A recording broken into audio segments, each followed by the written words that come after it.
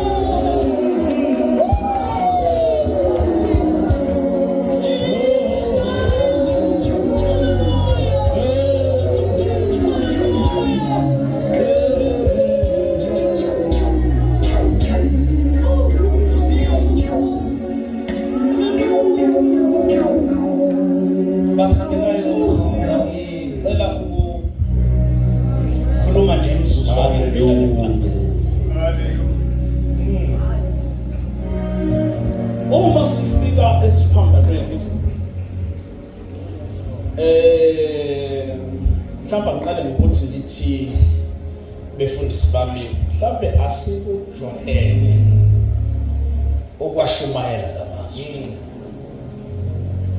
Hayi ngoba kulezi insuku asikujwayele okwashumayela. Ngoba akusiwa amazwi ephasika kodwa izwi kaNkulunkulu. Alibonga igama lenkosi. Asikujwayele bazamkusebenzisa apaint isithombe esihle se-salvation. Mozosipha ithuba lawo ayasipaint isithombe esihle sokusindisa kaNkulunkulu.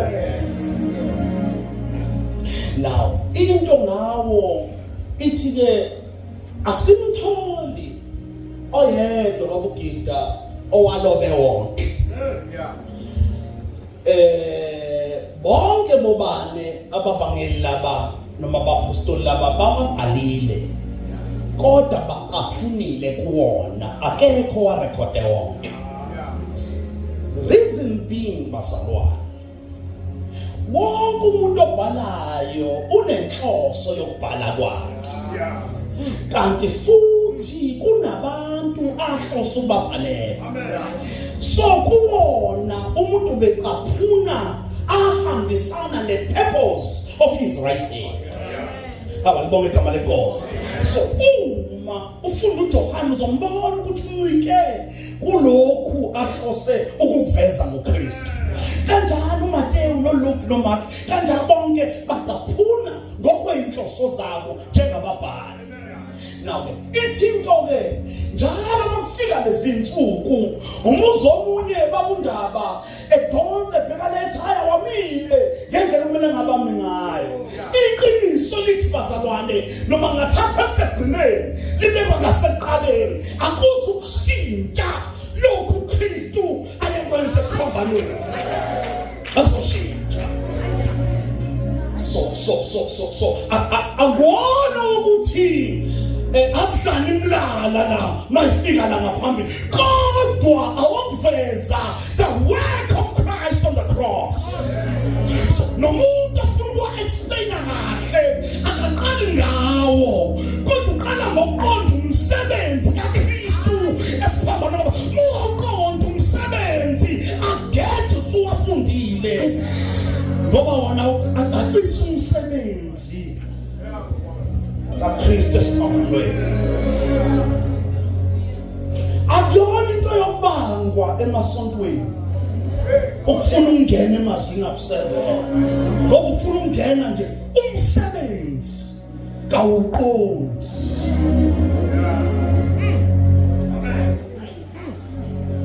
Alibonge igama lenkosi. Sesikhona ke bafowethu uJesu yalenga esiphambanweni. Nanku amazwi awakhulumayo. Kuningi kokuvelayo masifika kona. Omunye uke wathi kulezi inkonzo lezi kanje bazalwane. Uke wathola umunye lapha ngakithi wathi akona lawa kuphela babuzondi awashilo khona namanye angarekhodwa. Ngabona ukuthi inkinga vele seyikhona. Ngesimanga sokuthi ayabekwa noma livula iBhayibheli ayekwe abekwa lithuba elithile kodwa kube kuthiwa ukuthi achinyayelwe ngaba ifiki zonke lezi zinto eziqhamukayo njalo masemele kukhulunywe ngawo. Ngoba ngabe siyawajwayela ukuthi ayizwi likaNkulunkulu akusiwa wephasika. Ngoba yabona into engigcwele kangaka abantu bazela amazwi nangona ehlala bazobe begcwele emini ngoba befuna amazwi hayi umsebenzi. Manje nje siphambane bomsebenzi kaKristu ayikho ngamazwi. Amazwi aqaqisa umsebenzi. Mawususa umsebenzi awekho lamazwi awana meaning lamazwi. Tawani meaning ukuthi yini bekuKristu siphambane umbizo waqala ibuzalo yini uKristu siphambane wena bese uyathola ukunderstand ukuthi wayesho lamazwi. Luke chapter number 23. Luke chapter number 23.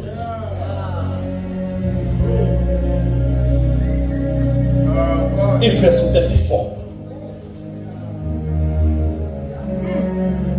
Verse 34. Awasiwa umlolozelo ayizwi kaNkulunkulu. Ungashumayela amazwi esikhombisa donse ndodwa umngcwabeni phenduka abantu. Uma uzoqala umsebenzi asifunde la. Ke uJesu wathi Baba bathethelele ngokuba abakwazi abakwenzayo. Izwi lenkosi leli bandla lithi amen. Amen. Yazi bazanhlaphe jwayele ukuthi no babelana ingubo akuselona izwi lelo sekumbhalo oqhubekayo ukuthi bona abanye benzani kodwa asishamazwe uJesu wathi nje Baba bathethelele ngoba bakwazi abakwazi asihlale ngicela lapho nje bese ngihlale phansi. Naku basalwana uma sifunda it is after betrayal uJesu akabhekana naye kukhona omunye wabapostoli omphendukele wathengisa ngaye wamkhaphela. Two, it is right after ukuthethwa kwecala lakhe. Ngibali igameko basalwane esikhona. It is right after umthandaza wenza ensimini Getsemane. Yonke lento ayivisananga nje wasibona esesiphambanweni hlako kodwa kukhona igameko ezingaphambili before afike esiphambanweni. Now ke basalwane lezi gameko nazo umuzibuka siyawaveza amandla akhe.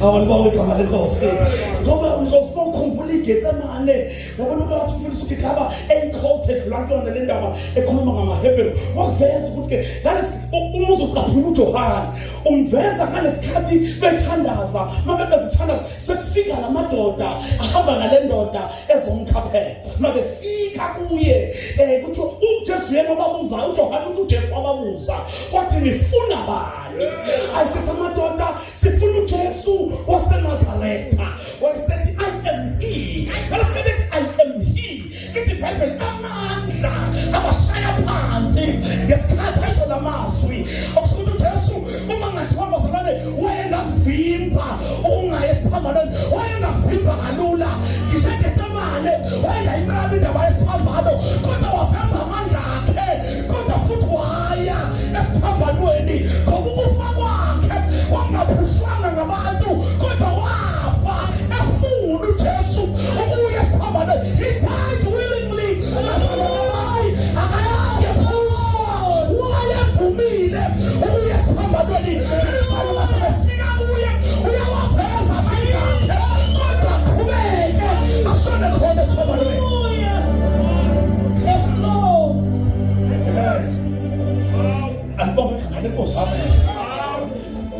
Nikhona abantu abazalwane. Now samukela abafundisi babo. Now uJesu sesiphambanweni kuthiwa ke baba umfundisi unondaba kuthiwa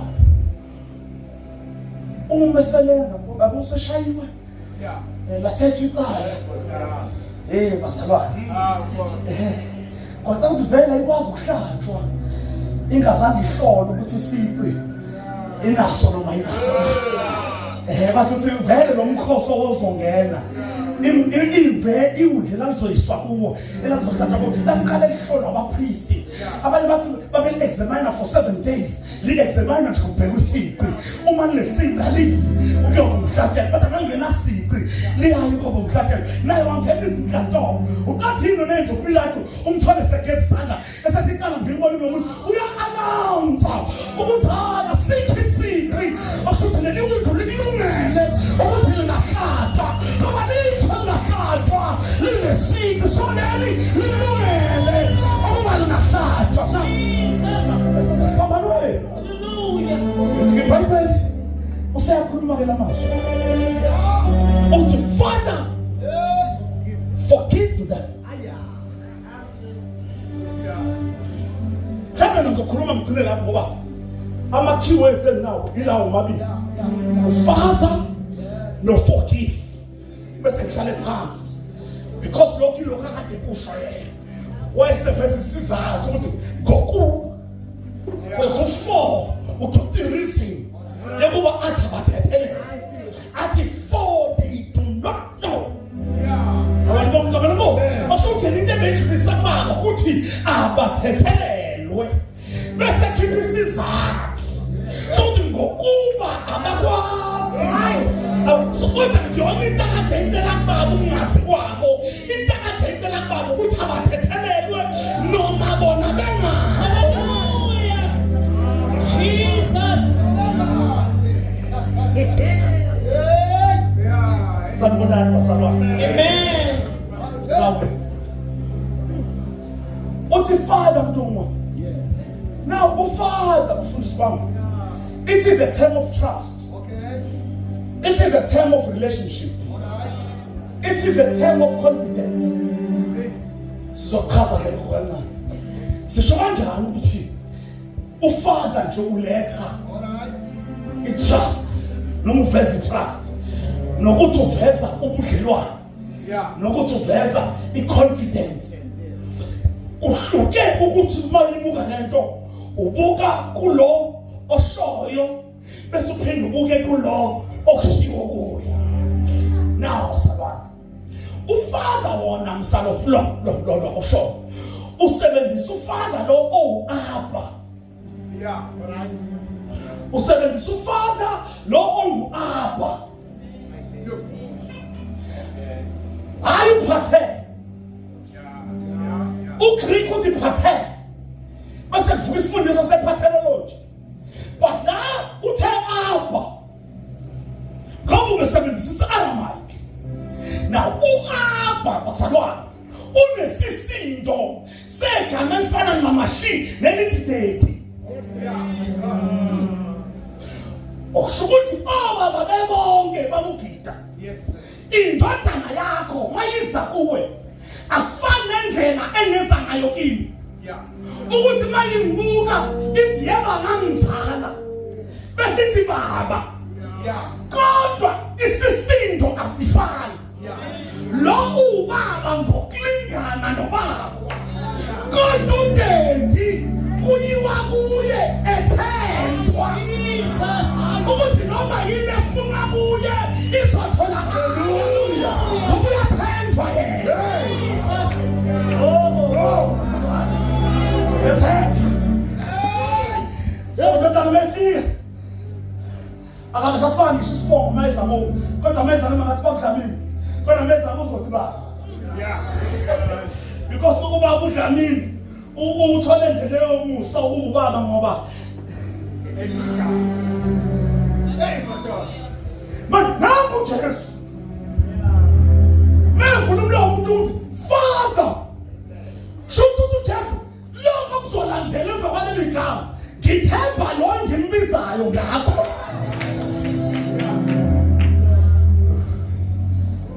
themba lo ngimbizayo ngakho abasaphethisho. It is a term of relationship. Okushukuthi lento lo oshoyo usho every rightful place. Bano ubudlelwano. Yeah. Nalo asho kuye. Okushukuthi indawo asho emikuyo. Usho esendaweni efanele.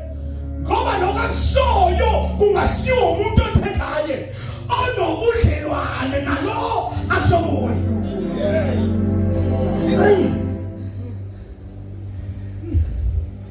Term of confidence. Yeah. Ukusho mbonela confident. Yeah. Ukuthi I-outcome izoba njengoba kwenzeke anyhow. Kuzokwenzeka njengoba ngisho.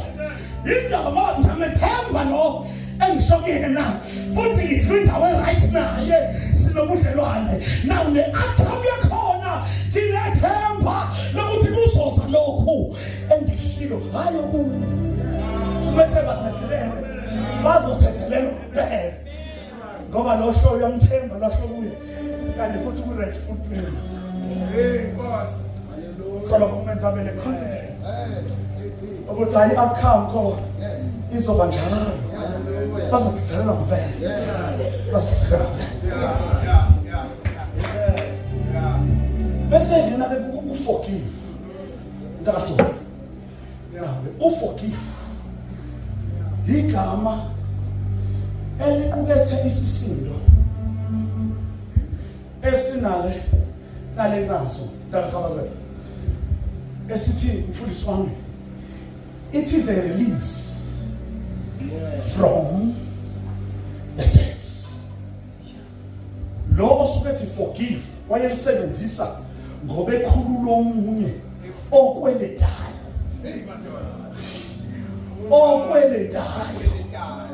Ekhululwa honga kweleti. Ngoba longa kweleti ebona ukuthi lento ekweletwa yilo mina mangayilungisa ngingayilungisa ngani bese liyaphela leli tshaka. Ngizabonana basalwane. Asengihlala phansi mina kancane sengizohlala phansi. Okwesibili umqondo wesibili usho i-release from the obligation of the law. Ukuthi lo okhulunyelwayo okushuthi ungaphansi kwengcindezi yomthetho.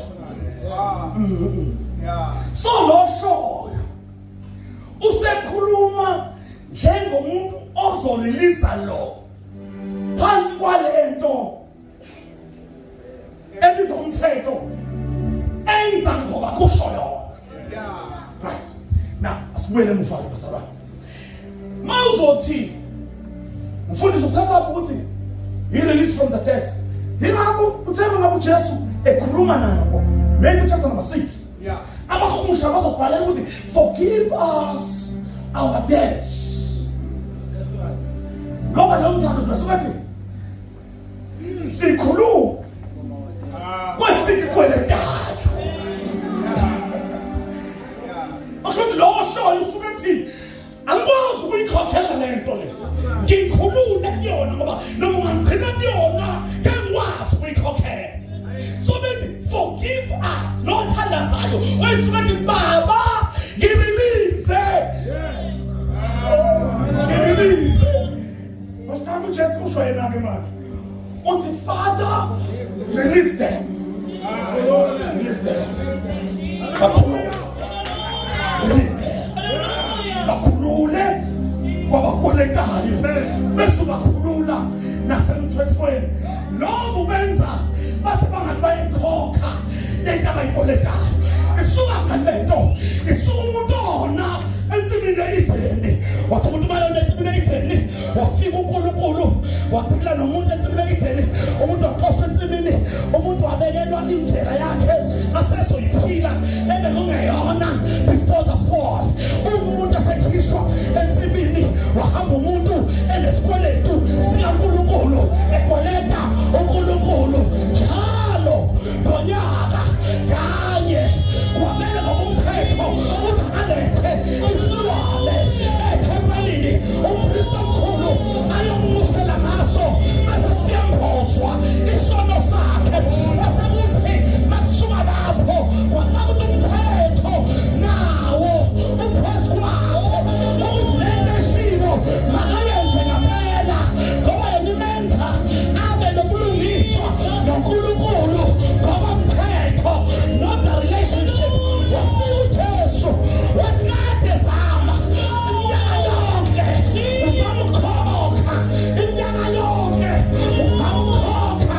Why said to release them? When I have the power, I have enough. Ukuthi ngakhokha kanye angaphindela ngakhokhe khulula mina ungene mina endaweni yakhe yiko sezokhokha angabesakhokhelela khululeka. Hallelujah. Jesus.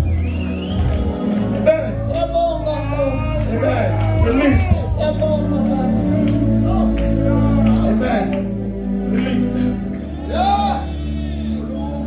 Usibona sindasi Hallelujah. That is why when I'm salvation, ayikhuluma indaba ye-effort yomuntu ukuze afike kuKristu. Kodwa ikhuluma ngamandla nomsebenzi kaNkulunkulu. uNkulunkulu elanda umuntu. Naku sekuyavela hawo. Umuntu wathi mayehluleka kwafika umngcolo. Wathi abakhulule. Oh yes. Bakhulule ba. Sekufike mina abakhululeke ba. Ngizokhokha mina. Ngizokhokha mina. Awu. Walibonga kambe Nkosi. Ngizokhokha mina. Ungaqhubeka nje uzama ukuzikhokhela. Kodwa ngiyamemezela usuku ukuthi wakhokha abaqedwa. Lo wakhokhayo wasikhulula ngokuphelele. Uthi ngabe ngisakhokha lutho. Yimi ozobhekana nale nhlawulo ebenibhekene nayo. Wangena endaweni yethu. Manje ungena endaweni yethu. Wangena ezicathulweni zethu wafitha kuzo. Wabukeka njengesoni. Engasenza ngesono. Ngoba wasuke wangena ezicathulweni zethu wangena wagcwala kuzo. Ngalokho bazane sihamba sikhululekile ngoba khona wasikhululayo. Owathi balise. Ngoba noma bayeka yeba kwazi ukhipha enough noma bayeka yebo noma basisho sabenza sangeneke ake nisenzele ngeke sikwazi ngesikwazi ukusuthisa ulaka kaNkulunkulu ngesikwazi ukusuthisa ulaka kaNkulunkulu kodwa khona wathi I release them na ngizoyikhokha inhlawulo. Father forgive them.